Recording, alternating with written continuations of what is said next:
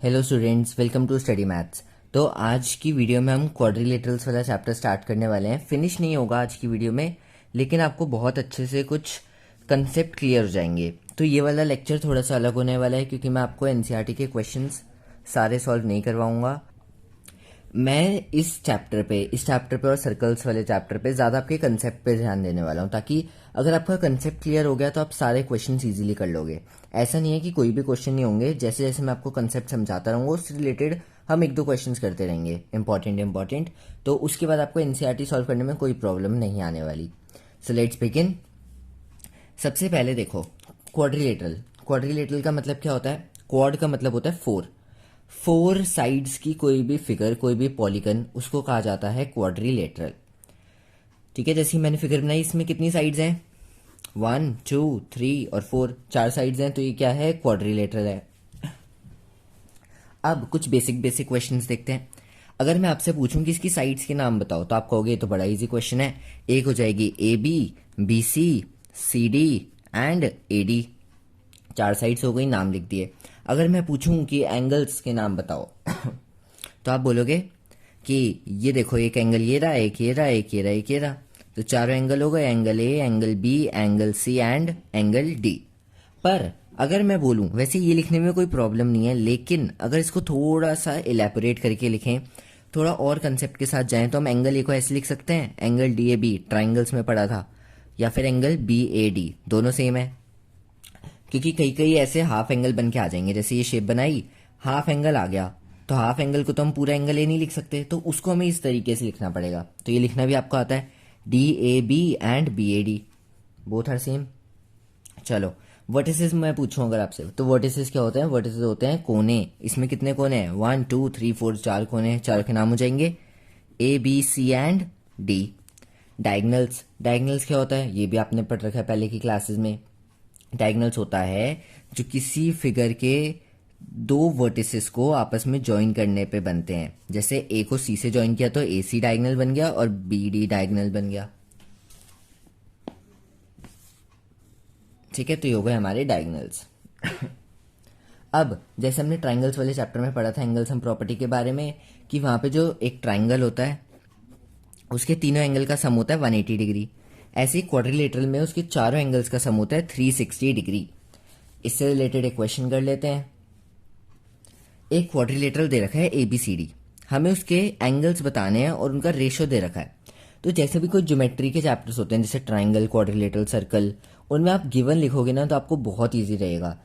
Given लिखने से आप एक तो क्वेश्चन को अच्छे से रीड करोगे, गिवन लिखोगे कि आपको बार बार क्वेश्चन नहीं पढ़ना पड़ेगा। क्वेश्चन में कुछ फालतू की चीज़ें भी होती हैं, उस पर आपका ध्यान नहीं जाएगा और इंपॉर्टेंट चीज़ों पर आपका ध्यान जाएगा। और इंपॉर्टेंट चीज़ पता चल गई तो उससे हिंट मिलता है कि ये हमने कहाँ पढ़ा था, कौन सा टॉपिक था। तो अब जैसे हमने रेशो 12th क्लास में पढ़ा है, रेशो एंड प्रोपोर्शन वाला चैप्टर, 12th बोल रहा हूँ सॉरी, 8th क्लास में पढ़ा है कि रेशो और प्रोपोर्शन वाला चैप्टर, उसमें क्या करते थे रेशो वाले क्वेश्चंस में, एंगल A 1 2 3 4, तो A का 1 के साथ बनेगा, इसका 2 के साथ, इसका 3 के साथ, इसका 4 के साथ। अब आप बोलोगे कि ऐसे तो एंगल A जो है वो 1 हो गया, पर ऐसा नहीं होता। हमने क्या पढ़ा था, इस केस में हम लेट करते हैं, रेशो वाले केस में लेट करते हैं। इसको हम 1x मानेंगे, इसको 2x मानेंगे, इसको 3x मानेंगे और इसको 4x। अभी अपनी मर्जी से नहीं माना, ये A के सामने 1 था, B के सामने 2 था, ऐसे माना है। अगर रेशो 4 3 2 1 हो जाता तो A के सामने 4 आता तो इसको 4x मानते। अब हमने रेशियोज को लेट कर लिया। अब यूजिंग एंगल सम प्रॉपर्टी, हमने पढ़ा एंगल सम प्रॉपर्टी में चारों एंगल्स का sum, angle A plus angle B plus angle C plus angle D 360 degree है।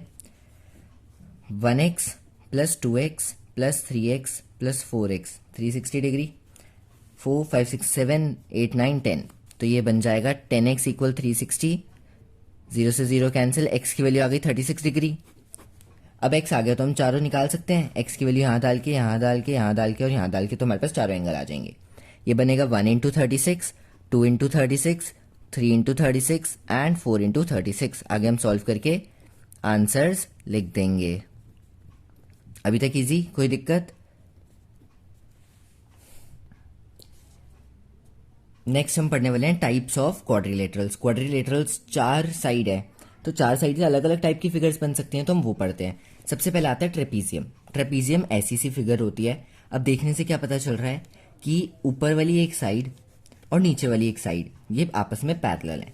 इक्वल कोई भी नहीं है, दो साइड्स पैरेलल अगर हो गई तो ऐसी फिगर बनेगी और उस फिगर को कहा जाता है ट्रेपीजियम। सेकंड आता है पैरेललोग्राम। पैरेललोग्राम क्या होता है? ओपोजिट्स, ए बी के ओपोजिट सी डी, ये पैरेलल होगा और इक्वल होंगे, जितनी बड़ी ये उतनी बड़ी ये। और ए डी के ओपोजिट बी सी, ये पैरेलल और इक्वल होंगे, तो ये बन गया पैरेललोग्राम। थर्ड आता है रोम्बस। रोम्बस में क्या होता है? यहाँ हमने देखा था कि सिर्फ ओपोजिट इक्वल होते हैं। अगर ये चारों ही इक्वल हो जाएं और आपस में पैरेलल हो, ओपोजिट पैरेलल हो और चारों इक्वल हो, तो ये बन जाता है रोम्बस। सारे इक्वल हैं, जितना बड़ा ये उतना बड़ा उतना बड़ा उतना बड़ा, चारों सेम है। एडी जो है इसके ओपोजिट क्या है? बीसी, ये आपस में पैरेलल है। ए बी के ओपोजिट क्या है? सीडी, ये आपस में पैरेलल है। फोर्थ हम देखते हैं रेक्टेंगल। रेक्टेंगल और स्क्वायर के बारे में ज्यादा बताने की जरूरत नहीं है। रेक्टेंगल में ये दोनों आपस में इक्वल, ये दोनों आपस में इक्वल, ये आपस में पैरेलल, ये आपस में पैरेलल और एक एंगल 90 डिग्री। ये पढ़ रखा है हमने, ठीक है। रेक्टेंगल और स्क्वायर तो बहुत अच्छे से पढ़ रखा है। नेक्स्ट स्क्वायर देखते हैं। स्क्वायर चारों इक्वल आएंगे, 1 2 3 4 और ये 90 डिग्री हो जाएगा। और एक और शेप आती है काइट। इससे रिलेटेड ज्यादा कुछ क्वेश्चंस नहीं है, लेकिन फिर भी मैं बता देता हूँ। काइट में क्या होता है? जो एडजेसेंट होते हैं, एडजेसेंट मतलब आस पड़ोस के। ए बी के आसपास क्या है? ए डी है, ये दोनों इक्वल होंगे। बी सी के आसपास सी डी है, ये दोनों इक्वल होंगे, ठीक है। तो ये बन जाएगी काइट जैसी शेप। अब हम सबसे पहले पढ़ने वाले हैं पैरेललोग्राम के बारे में। पैरेललोग्राम हमने क्या देखा था? जिसके ओपोजिट साइड्स इक्वल और पैरेलल होती हैं, ठीक है। ओपोजिट साइड्स इक्वल और पैरेलल होती हैं, इसकी हम कुछ प्रॉपर्टीज पढ़ते हैं। तो प्रॉपर्टीज में क्या है? ये डायगोनल है, स्टार्टिंग में देखा था हमने। जो पैरेललोग्राम का डायगोनल होता है वो इस पैरेललोग्राम को दो कॉन्ग्रुएंट ट्राइंगल्स में बांट देता है। मतलब ये वाला ट्राइंगल और ये वाला ट्राइंगल कॉन्ग्रुएंट होंगे, ओके। सेकेंड प्रॉपर्टी ये हमने देखा था, ओपोजिट इक्वल, ओपोजिट इक्वल। ऐसे ओपोजिट एंगल्स भी इक्वल होते हैं। एंगल ए एंगल सी के इक्वल होगा, एंगल बी एंगल डी के इक्वल होगा। थर्ड, जो इनके डायगोनल्स होते हैं वो एक दूसरे को बाइसेक्ट करते हैं। डायगोनल्स बाइसेक्ट ईच अदर, एक दूसरे को बाइसेक्ट करते हैं। मतलब जैसे मैंने डायगोनल बनाया, दोनों डायगोनल इस पॉइंट पर मिल रहे हैं वो पॉइंट पर, तो ये जो इतना बड़ा डायगोनल था बी डी, इसके बीच में वो आ गया, तो डीओ इक्वल ओ बी हो जाएगा। आपस में बाइसेक्ट कर रहे हैं तो दो इक्वल पार्ट्स में डिवाइड कर देते हैं। और एक इंपॉर्टेंट चीज कि if any one pair of opposite sides are equal and parallel, तो वो पैरेललोग्राम हो जाएगी। आगे अगर हमें बाय चांस क्वाड्रिलेटरल को पैरेललोग्राम प्रूव करने के लिए आ गया, तो इसमें क्या होता है कि अगर हमने कोई भी एक पेयर अपोजिट साइड का इक्वल और पैरेलल दिखा दिया, ठीक है, तो वो पैरेललोग्राम बन जाता है। स्टार्टिंग में जब मैंने समझाया था टाइप्स में, तो भी मैंने ये बताया था कि ओपोजिट जो है वो या तो इक्वल और पैरेलल दोनों होंगे, जैसे ए बी सी डी के इक्वल और पैरेलल, और ए डी बी सी के इक्वल और पैरेलल, तो वो पैरेललोग्राम बन जाएगा। नेक्स्ट अब हम कुछ क्वेश्चंस करने वाले हैं। सबसे पहले डायगोनल ऑफ ए पैरेललोग्राम हमने प्रॉपर्टी पढ़ी थी। अब उस प्रॉपर्टी को अगर प्रूफ करने के लिए आ जाए तो हम कैसे करेंगे? ये बनाया मैंने, ये डायगोनल खींच दिया। अब हमें दो कॉन्ग्रुएंट ट्राइंगल, अब ट्राइंगल वाले चैप्टर को सोचो। ट्राइंगल चैप्टर हमने पढ़ा है, उसमें हम ऐसा सेम क्वेश्चन शायद था, अगर आपने पढ़ा हो तो, इक्वल करने के लिए दो ट्राइंगल्स को कॉन्ग्रुएंट करना है, तो हम क्या करते थे? एक चीज तो देखो, सबसे पहले लिखेंगे, सबसे पहले गिवन वगैरह तो लिख लेना। उसके बाद in triangle A D B and triangle B C D, मुझे सबसे पहले क्या दिख रहा है कि D B equal D B, ये तो कॉमन है भाई, दोनों ट्राइंगल में सेम चीज है, इसमें तो कोई दिक्कत ही नहीं है। दूसरा, हमने लाइन्स एंड एंगल्स पढ़ा है, उसमें हमने को इंटीरियर, ऑल्टरनेट इंटीरियर, ये सारे एंगल्स पढ़े हैं। दो पैरेलल लाइन, एक ट्रांसवर्सल, तो ये दोनों इक्वल होते थे को इंटीरियर एंगल, और ये दोनों इक्वल होते थे को इंटीरियर, तो वही मुझे यहाँ दिख रहा है। ये देखो, एक पैरेलल लाइन, एक और पैरेलल लाइन, बीच में से जा रहा है ये ट्रांसवर्सल, तो ये दोनों एंगल 1 इक्वल एंगल 2 और एंगल 3 इक्वल एंगल 4 क्यों होंगे? क्योंकि ये को इंटीरियर नहीं है, ऑल्टरनेट इंटीरियर है, सॉरी। तो ये ऑल्टरनेट इंटीरियर एंगल्स हैं, तो ये इक्वल हो जाएंगे। तीन चीजें हमें चाहिए होती थी प्रूफ करने के लिए, वो मिल गई। एक मिला एंगल, फिर बीच की साइड, फिर एंगल। तो triangle A D B congruent हो गया ट्राइंगल सी बी डी के बाय एंगल साइड एंगल। दो कॉन्ग्रुएंट ट्राइंगल प्रूफ करने थे, हेंस प्रूव्ड। तो हमने ये चीज पूरी प्रूव कर दी। अगले क्वेश्चन पे चलते हैं। हमें प्रूव करना है कि एक रेक्टेंगल के सारे एंगल राइट एंगल होते हैं, सारे एंगल 90 डिग्री के होते हैं। अब हमें ये पता है, रेक्टेंगल वर्ड यूज हो गया, ठीक है, रेक्टेंगल वर्ड यूज हो गया। तो इसका मतलब रेक्टेंगल जब मैंने आपको समझाया था तो उसमें क्या बताया था कि एक एंगल 90 डिग्री का होता है। अब अगर एक एंगल 90 डिग्री का होता है तो हमें गिवन में क्या दिया है, गिवन में हमें दिया है कि एक एंगल 90 डिग्री है और हमें सारे एंगल 90 डिग्री प्रूव करने हैं। तो अब देखो, स्ट्रेट लाइन आपस में पैरेलल, बीच में ट्रांसवर्सल। तो अब इसके एक साथ वाले एंगल को क्या बोलते हैं, को इंटीरियर एंगल्स, ठीक है, को इंटीरियर एंगल्स यूज होंगे। ये 90 और ये भी हमें निकालना पड़ेगा यूजिंग को इंटीरियर एंगल्स प्रॉपर्टी। स्टार्ट करते हैं। को इंटीरियर में क्या होता था, angle D plus angle A equal 180 degree, क्योंकि वो को इंटीरियर है। ये हमने पढ़ा है कौन से चैप्टर में, लाइन्स एंड एंगल्स चैप्टर में।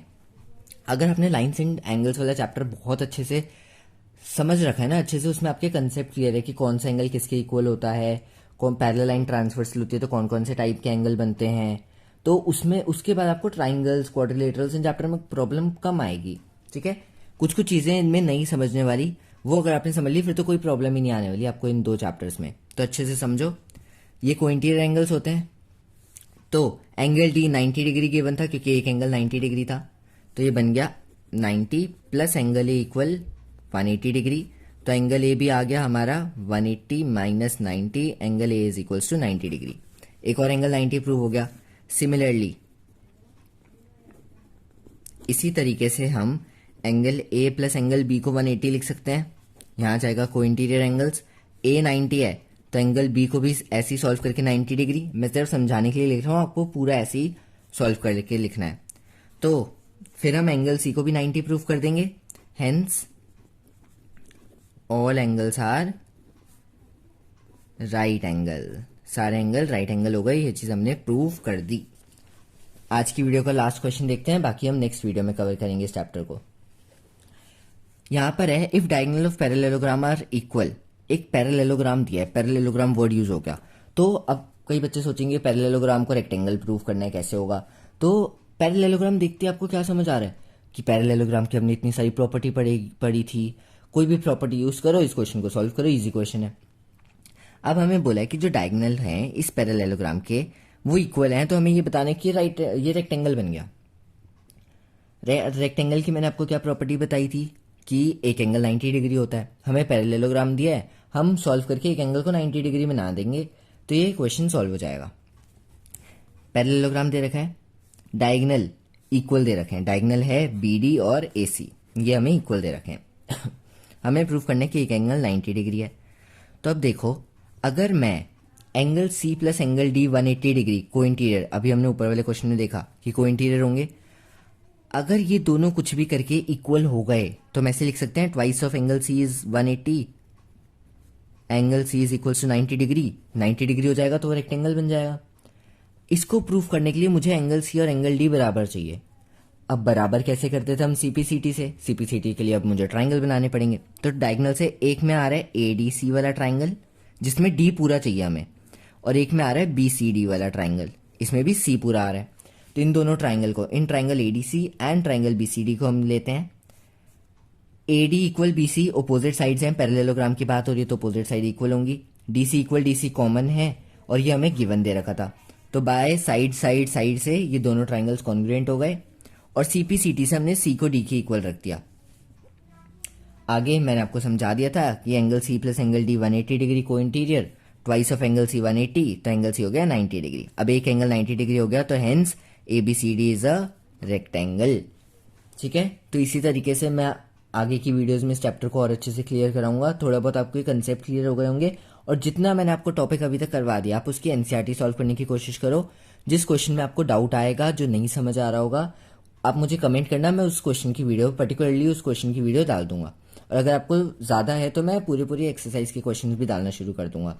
इस चैप्टर में मैंने इसे इसलिए कराया है क्योंकि कंसेप्ट ज़्यादा इंपॉर्टेंट है इन चैप्टर्स में, क्योंकि ज़रूरी नहीं है कि आपके एग्जाम में NCERT के सेम क्वेश्चन उठ के आ जाए। उसके टाइप के आते हैं, लेकिन उसके टाइप को समझने के लिए आपको अच्छे से कंसेप्ट पे फोकस करना होगा। तो that's all for today's video. मिलते हैं नेक्स्ट वीडियो में, तब तक के लिए वीडियो अच्छी लगी हो, समझ आया हो तो लाइक करें और चैनल को सब्सक्राइब करें।